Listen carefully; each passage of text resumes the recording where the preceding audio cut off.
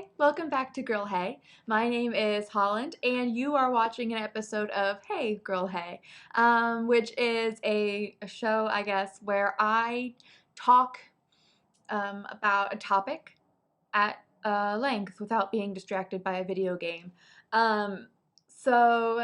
Usually these topics will be video game related, but sometimes it might just be more about movies or TV or, if you ever want to know about living in Europe or how, as an American, you can maybe try to live in Europe. I'm also happy to maybe spend an episode talking about that. But today I will be talking about a DLC for one of my favorite games, and that is Dragon Age Inquisition Trespasser. So, if you haven't played this DLC so far, this episode will start off pretty spoiler free, but I will let you know when I'm about to start giving spoilers so that you can either stop watching or skip to the end. But at first, it should be pretty spoiler free and safe for anybody to watch, regardless of if you've played Dragon Age. Um, at least if you've played Dragon Age Inquisition, it should be pretty safe. Yeah, so before I begin, I'm going to talk a little bit about Dragon Age itself and my experiences with it. If you've seen my video of my history of gaming, you should be aware of this already, but I'll just give sort of a little brief overview for anybody who doesn't want to go back and watch an hour-long video to find me talking about Dragon Age. So Dragon Age is a BioWare game, and I am a sucker for BioWare games, especially, they're RPGs. Mass Effect is my favorite series ever, and Dragon Age is a very close second. And I'm sure, you can tell if I like one, it makes sense why I like the other. I played Dragon Age Origins at least 3 times all the way through, maybe more. But the main playthrough that I then exported to my Dragon Age 2 and my Dragon Age Inquisition playthroughs was a playthrough with an elf rogue who was my hero of Ferelden, and she romanced Alistair, of course. Who wouldn't want to romance Alistair? He's the cutest thing in that, and he's also really interesting, his family history. So yeah, um, but yeah, and then in Dragon Age 2, I played that. I think I only did 2 playthroughs. I think I started a third one, but I never finished it. My hawks were always a female. I'm not sure. I think the hawk that I ended up exporting was a warrior. That or a rogue. I don't think it was probably a rogue. I don't very often play as warriors. And in both of my playthroughs, I romanced Fenris. I felt like he was kind of the best option. So, yeah. But then Dragon Age Inquisition, I had done one full playthrough, one about 75%, and one I'm currently working on that's about maybe 25% done. The full playthrough, I played as an elf rogue, and I romanced Cullen, which was, I guess, sort of my instinctual first romance for that game because, he's been in all 3 games and he's really adorable. So, yeah. And my second playthrough that I haven't finished yet is a human mage, and in that one I romanced Blackwall. And as I mentioned in my first video, I did that because I hadn't really wanted to romance Solas, but I wanted to do something different. Um, I'm not sure. I mean, I'm sure I'll eventually finish that one. But the one I'm focusing on right now is an elf mage romancing Solas because, as I explained in my other video, I watched videos online of the Solas romance thinking I would never do it myself. And then I realized that it's actually a really amazing story, and I decided I wanted to go back and do it for myself. And he can only romance an elf, so that's why I chose an elf again. Also, I just really like the elves. I usually like elves in any series that has elves. Lord of the Rings, they're so cool, and then this, they're really cool. So yeah. So obviously, because I've only completed one game, I only have played this DLC with my elf rogue who romanced Cullen. So that's kind of what I'll be talking about, though I have admittedly watched the Solas romance scene as well. Yeah, and also with regard to the Dragon Age DLC, this is the only DLC I've played for Dragon Age Inquisition. I didn't play Jaws of Hakan or the thing with the Avar, but I played Trespasser, and I'm really glad I did. I think more than what I've read about the other DLCs, it really sort of expands the story from that post-credits scene, which I'm sure everybody who's played that game is really excited about. So first, I'm going to now start talking about Trespasser DLC. Um, and I'm going to start with the things that I don't like about it, which are very few things. Um, this again is still pretty spoiler free at this point. It's not until I get into the things I like that it'll be spoilerific with filled with spoilers. So I guess one thing that I found bad is how linear it is. There's not a lot of exploration to do. You can explore the palace, the Halam Sharal, I think, where the Exalted Council takes place. Um, but even then, like, there's not much all that much exploration, and you're gonna go to those places anyway to talk to your companions. Um, and then, when you're doing the things, when you go through the alluvians and stuff, it's also very linear. There's, there are sometimes branching paths that you can go off into, but it'll only go off into like one extra little space, with like a fight and some loot. But otherwise, it's very linear. It's obvious where the game wants you to go. Which, I guess makes sense because it's DLC and you don't want to invest all that much into DLC. But I guess I was so used to the expansive world of Dragon Age Inquisition that then you kind of miss the open worldliness of it. But, it's not that big of a complaint because I did really enjoy this DLC. Another thing is I thought there were some detail issues, especially like in landscapes in the distance. So everything nearby looked really good. Um, and later when you've gone through the alluvians, the distance stuff can also look pretty good. But when you're at Halam Sharal or wherever you are in Orlais, I thought everything that was like outside the palace looked kind of like not very high rendered. And there was at one point near Cassandra where you can look through a telescope and look at the landscape, and it really wasn't that detailed. And it was like a little village. You can see like all the buildings seem to kind of like meld together, and it looks like a low quality sort of image. And maybe I'm just being picky, but I just thought, especially if they're gonna have a telescope that you can zoom in on, that to try to make it at least look a bit better. But in general, like, it didn't really take me out of the experience, especially because some of the other landscapes had really, really good detail and stuff. Um, Another complaint of sorts is that of course, I'm somebody who loves dialogue, and I kind of wish there could have been more. I understand why there wasn't. It's a DLC, and you're having people come in and read lines and stuff, and you don't have forever. Um, and so I understand why there wasn't more dialogue, but of course I would have loved more. And then the last thing I guess would just be the length. I wasn't expecting sort of Shivering Isles, like 20 plus hours of more stuff. But I did finish it in a day. Now, granted, anybody who's played this DLC has probably been like, wow, girl, you have a problem. You finished it in a day. But it was a weekend.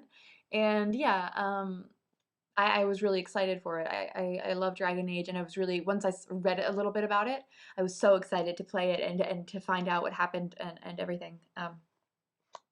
Yeah, so I guess it could have been a little longer. I don't know what it could have been, where it could have been longer. Um, but yeah, I guess I'm always wanting more Dragon Age and more BioWare, so it's never going to be long enough, even if it's like a million hours. Yeah. So, that's it for the bad. I really liked this DLC, the main problem mostly probably being how linear it is. And I think that's the reason it's so short is because there isn't that much exploration. Whereas, of my like 80 hours ish, I've probably put into Dragon Age, in one playthrough, um, at least, I did a lot of hours of just running around the different environments and doing side missions. But yeah, um, so now I want to talk about the good, and this is where it will start to get a bit spoilery. The first few things should be okay, but then I'll give another warning when it's going to be me talking about story things that you might not want to have spoiled for yourself. So I really thought this DLC was a great way to kind of tie up the story and to have some final interactions with your favorite characters and your party, and to have a chance to kind of like close that up, and to sort of close their relationship with the Inquisitor. Um, and the interactions were short, but they were good, and they were very indicative of those characters. And honestly, I was talking to my brother about this, and I said that in some ways it reminds me of the Mass Effect 3 Citadel, DLC, which was also its last DLC, and like a sort of story-based closing up loose ends DLC, where if you've played Citadel, you kind of you're fighting, but then a large portion of it is spent in Shepard's Citadel apartment, having like a party with all of the your party members, your companions, and you get to talk to them a lot and have a lot of interactions, and it's just a lot of fun. And in this way, this DLC had a lot of that as well, because there are, especially early on, all it does the action doesn't start for like quite a while into it. The first bit of it is just you talking to different characters, which is really great, and catching up with them. And there's this DLC, which isn't too much of a spoiler, takes place 2 years after the end, after Corypheus has been defeated. So if you go around the grounds, you can find all of these collectibles and stuff, and you can read documents that tell you what your companions have been doing in the last 2 years, which is really cool, because it looks like most of them haven't stuck around with the Inquisition. They've gone off to do other things. Yeah. And I also, I sort of mentioned this already, I did enjoy the environments, even if I thought some of them were a bit low rendered. I especially I mean, the palace is always beautiful, but once you went through the Alluvians and you were in the elven environments, and I guess this is going to be where the spoilers start. So if you don't want spoilers, stop watching now, I guess.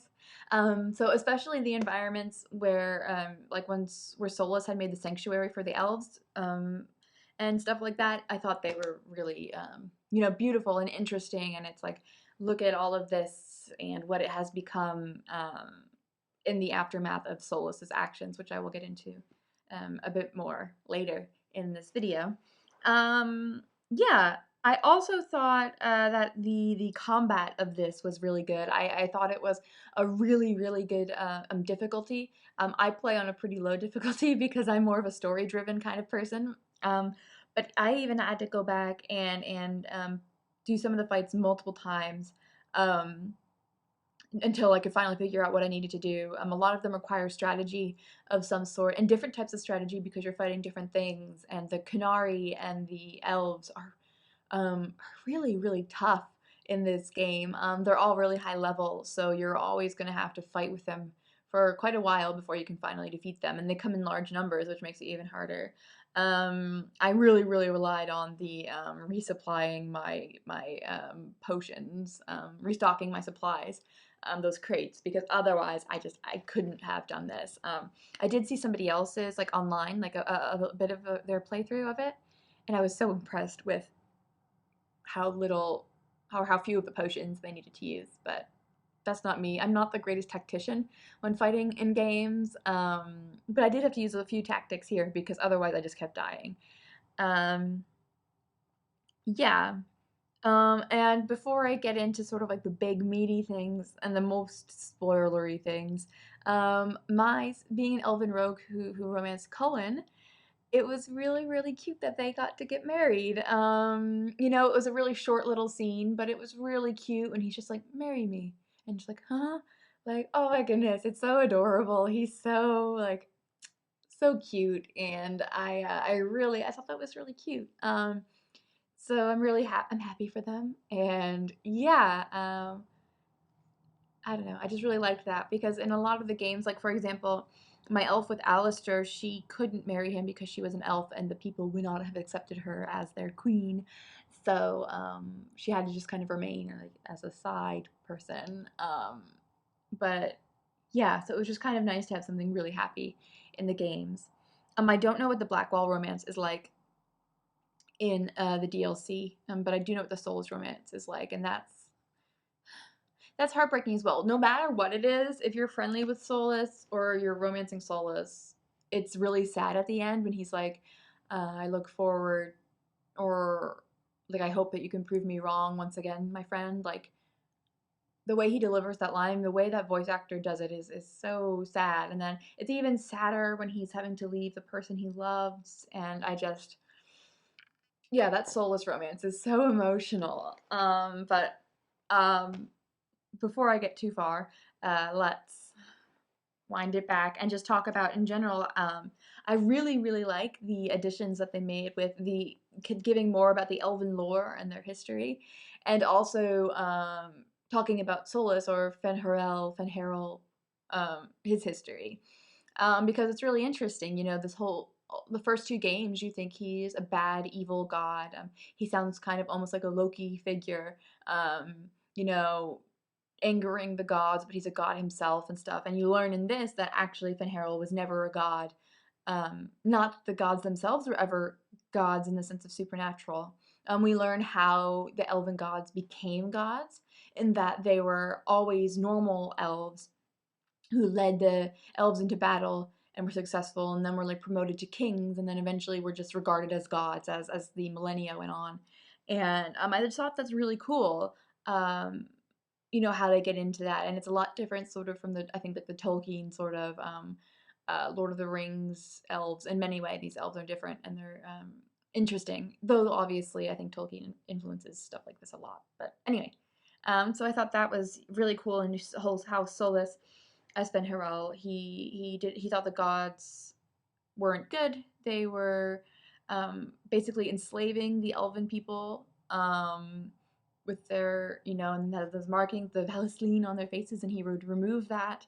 Fenharil would, and he wanted to free the people, so he put up the veil between the Fade and the world that the humans and other people live in, and he trapped the elven gods behind the veil. So those elven gods are still alive, I guess, behind the veil. Like Mythal is still alive, as he points out. So it's really interesting. It's like, how does that work? And so actually, most of what I have written down about this part are just questions that if you can answer, that would be great. Or maybe if BioWare could answer, or if maybe they'll be addressed later, or maybe you didn't pay enough attention or didn't read enough. But yeah, so yeah, I think it's really cool to see these elves coming to the forefront. You know, the game started, and I feel like they were very human, conflict centric in Ferelden. And then in the next game, still pretty focused on humans as well. And then in this third game, all of a sudden, like these elves that we've kind of just been hearing about sort of on the side have come into the forefront slowly. And I think that's really cool, to focus on them. And I think, like me, like a lot of people, just really interested in that kind of in that race of people and their history, especially because they're always so mysterious. So one of my questions I have is, like, before the veil, how did the Fade and the world as we know it coexist? Like, for example, when you go through the Alluvians, you see old elven buildings that are crumbling because they required that the Fade also be present to support them. But like, why? Like, how did they intertwine? Because the Fade is like where dreamers go and spirits and stuff, and I don't understand how those two kind of existed as one at the same time.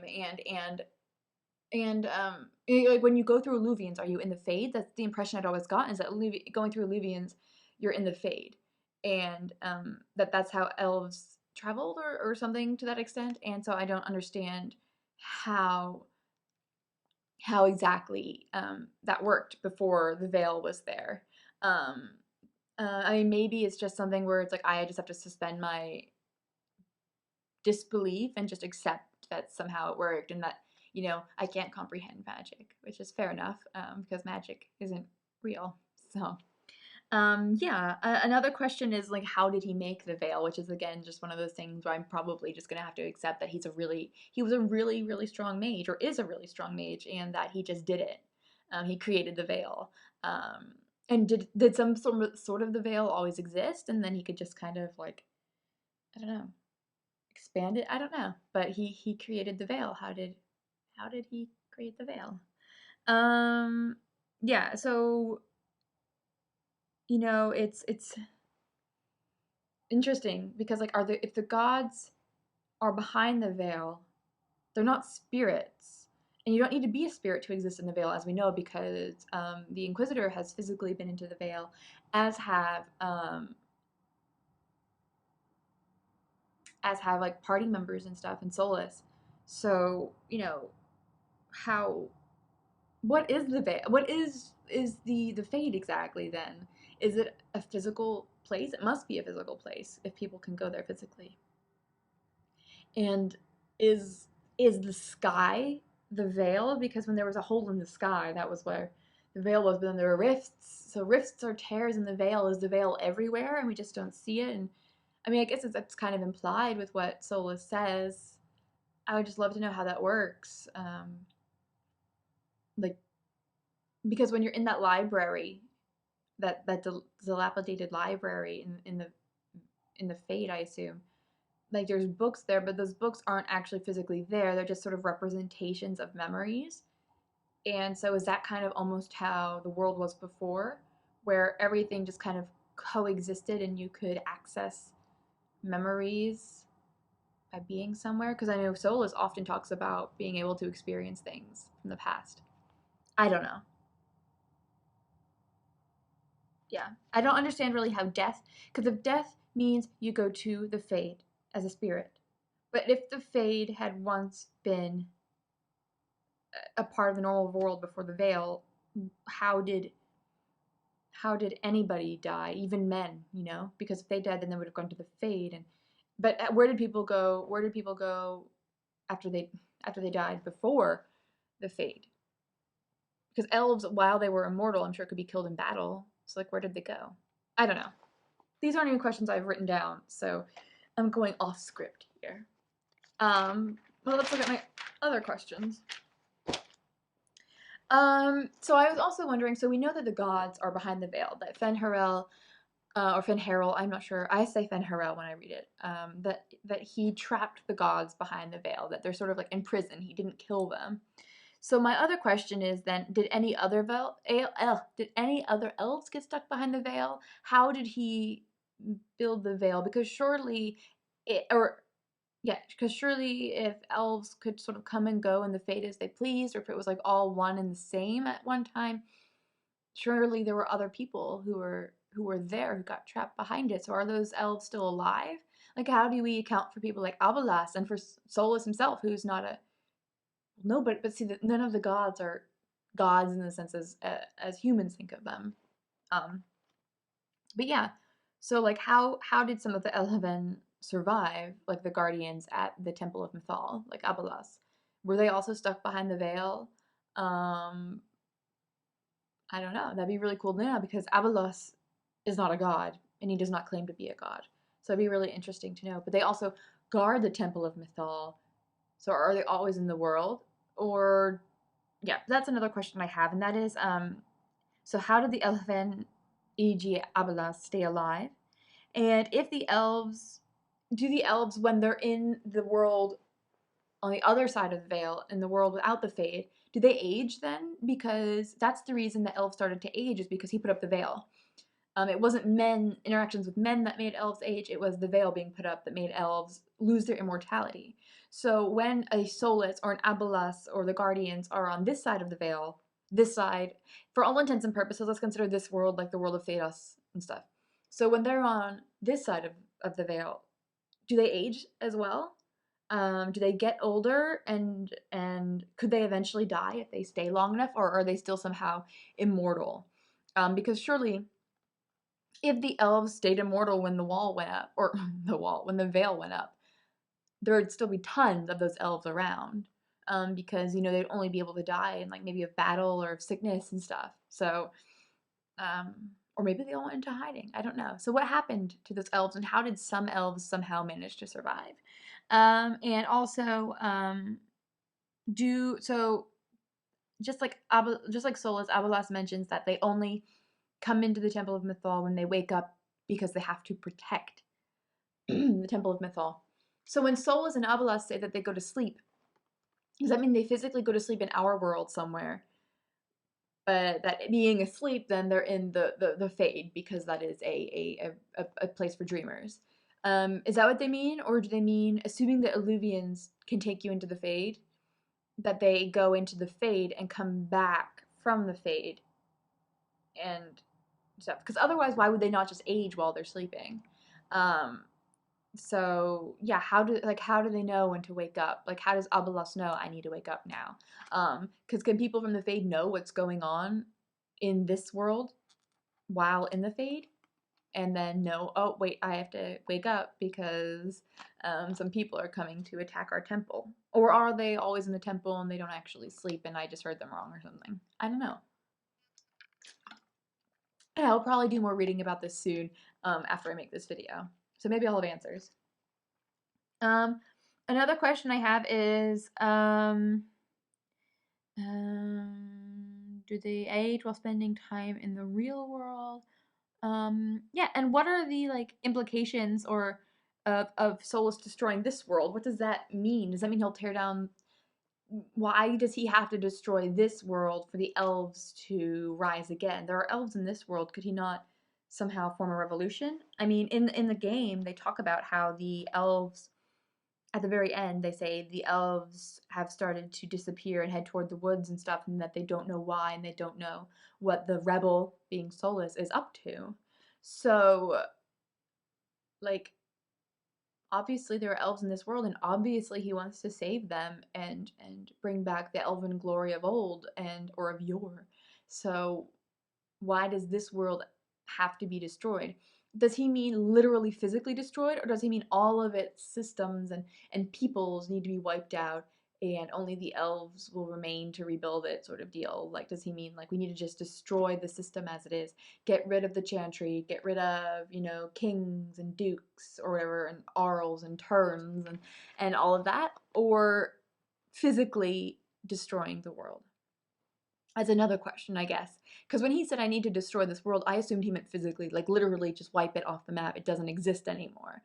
Um, but then now that I'm thinking about it, he might just mean like in a sort of figurative sense. Figurative in the sense of it will physically still be there and the elves will still be around. Yeah. Yeah, so I just have a lot of questions about the elves and how the fade works and how are there still people, the Elven, around who are immortal if the veil exists. How did they manage that? Um, yeah. But I really like how this game sort of addresses religion. It's really interesting. Um, because they show how it's controversial here, but how it's very much sort of like a man-made institution, and I think that's interesting on all fronts. Because I think we have seen no proof to show that the Maker is real.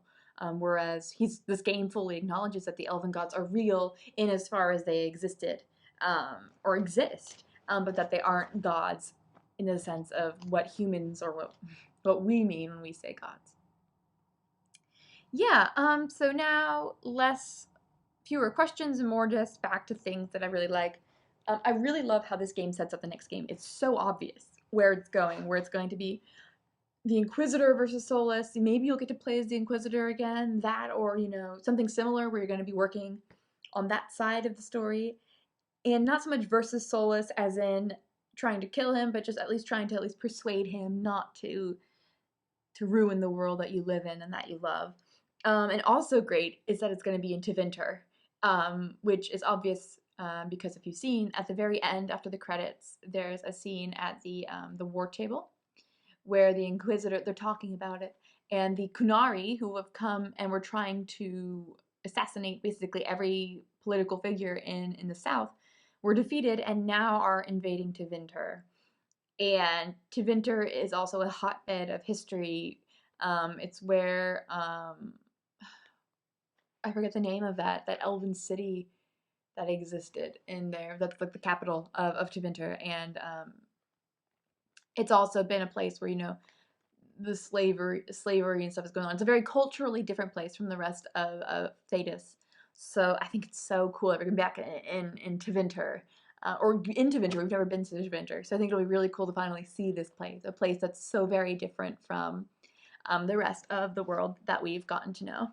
I also think that the decision you have to make at the end is interesting, and I wonder how much it will affect the next game. And that decision is whether you want to disband the Inquisition or if you want to maintain the Inquisition but downsize it and keep it under the rule of the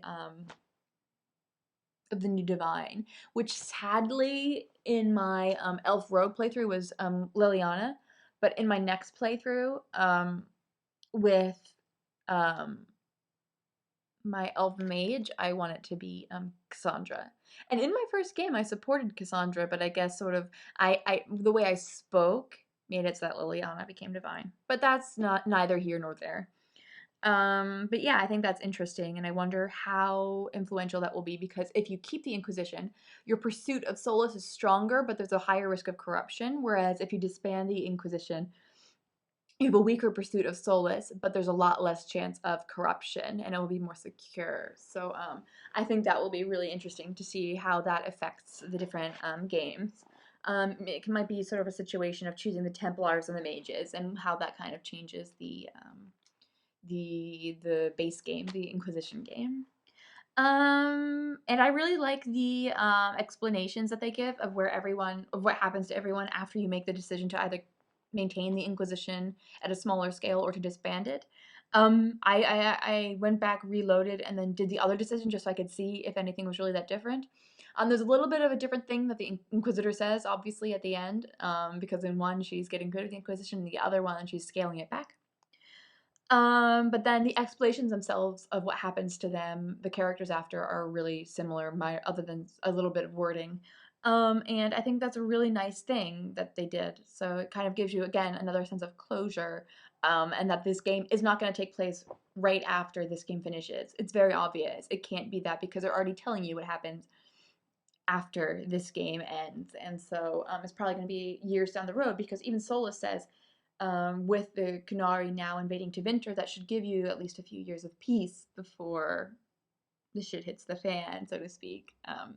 So whatever he's doing is going to take a long time, and I'm pretty sure the game is going to take place when people start to get onto the track of Solas and figure out what he's doing with all his elven buddies.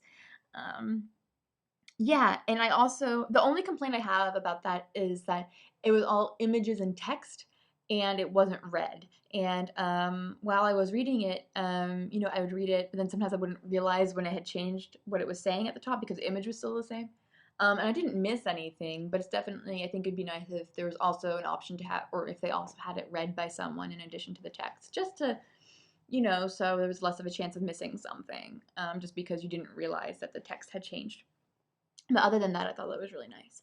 Another thing I thought was really funny, actually, was during the credits. I like to let the credits run, because often there are post-credit scenes, or sometimes you can't be considered to have completed the game unless you've watched the credits. And I really liked how they had Cassandra reading from Varric's book. It was really, really funny, and I thought it was a really sweet thing to keep you entertained during the credits. I was actually gonna go, brush my teeth for the night and wash my face when I heard Cassandra start to speak, so I rushed back out, and it was really worth it. And I think it's a really clever thing that they did to keep you paying attention to the credits. Yeah. So as a final thing, I want to talk about my thoughts for Dragon Age 4, which will be the next game in the series, which will come out in a few years. And I wish it would come out right now, but it'll come out probably a few years, maybe 2 years or so, maybe after Mass Effect comes out. That would be sweet. Nah, it would only be 3 years from now then. Anyway, what I'm trying to say is, I hope it comes out sooner rather than later. So obviously, like I mentioned, this game will be in Tevinter. I expect to see a lot of characters from the past, because they're still alive and they're all going to be fighting against us. It'd be cool to see the hero of Ferelden again. I haven't seen her in a long time. But I do think you'll definitely see Dorian again, because he's in Tevinter, and I love Dorian. He's probably my favorite companion. He is just so sweet to the Inquisitor. If you're friendly with Dorian, he is so lovely to you, and the things he says are really touching. And also, he's really sassy, and I love him. And I think I'm just so excited to see Dorian again.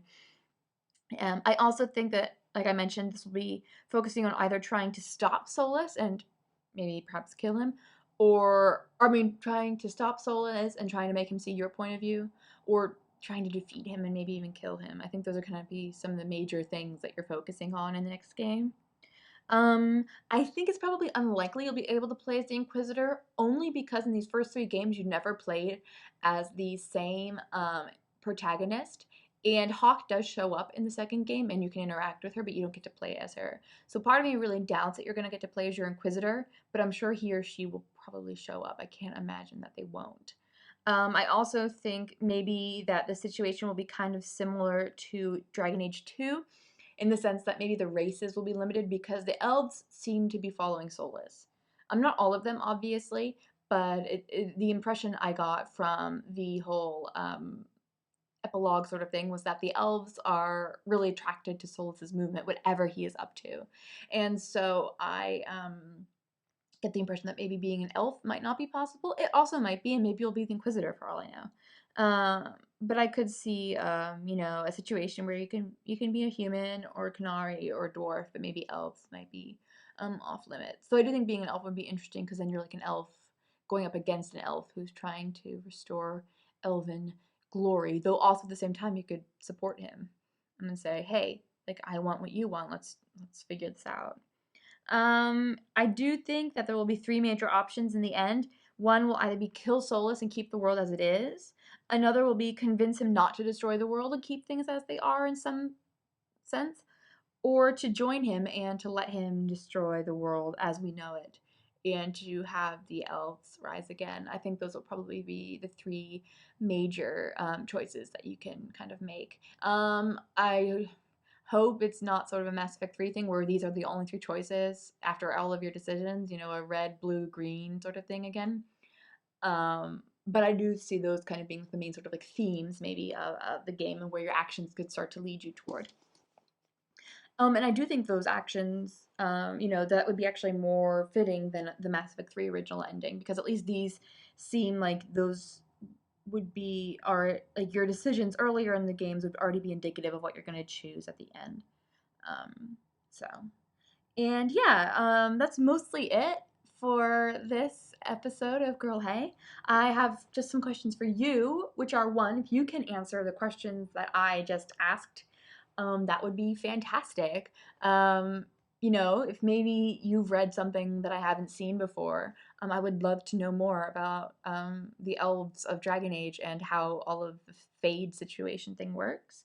I would also love to know what you think, either of Trespasser, of Dragon Age in general, of any of the questions I posed. What do you think of the next game? What do you want in the next Dragon Age game? What don't you want in the next Dragon Age game?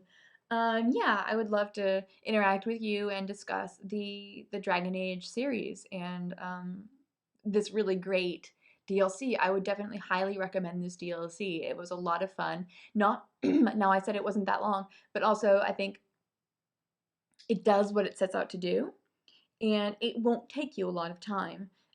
So it's worth picking it up, and it's definitely worth the $15. Um, yeah, and I guess that's it from me. I hope you enjoyed this episode of Girl Hey. I apologize if I spoke too quickly, but I tend to do that, and you should just get used to it. Yeah, I hopefully we will see each other again soon, and look out for my next video, which will either be Minecraft or Holland's House of Horrors Until Dawn. All right, thank you so much. I hope you love Dragon Age like I do, and I will talk to you soon. Bye!